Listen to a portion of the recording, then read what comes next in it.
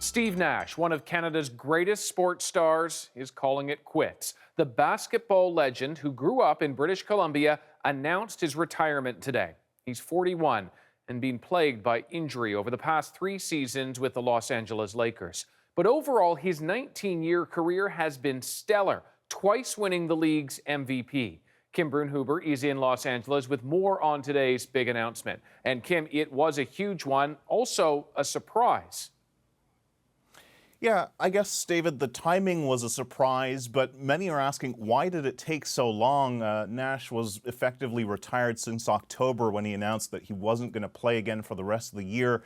There was a lot of speculation about whether he would come back at all. His 3 years here in LA have been something to forget. He broke his leg as soon as he got here, and as he said in his very emotional statement, nothing was the same. He played less than 100 games in those 3 seasons, and throughout a career he'd been a fan favorite, but the fans really turned on him because they accused him of essentially drawing a paycheck for sitting on the couch. So, it's something that generated a lot of discussion about the role of the aging athlete, which he himself reflected on a lot.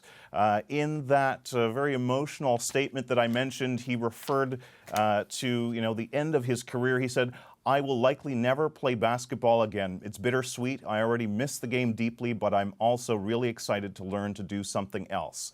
So, a sad end to a glorious 19-year NBA career, a career which he never thought would reach those heights nor last that long. With the first major Canadian star in the NBA, he'll be remembered for that, certainly.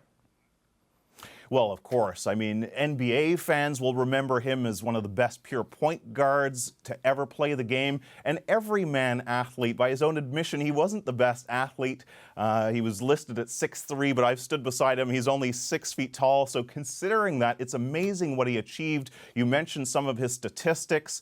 Third all-time in assists, the #1 in NBA history in free throws. But for Canadians remembered differently, as an ambassador to the game, he played for the Canadian national team when a lot of top athletes didn't, and not just as an abstract inspiration to the ever-growing pool of Canadian talent. He's taking a managerial role, helping to hopefully get our team back to the Olympics, which it hasn't done since he took them there in 2000, David.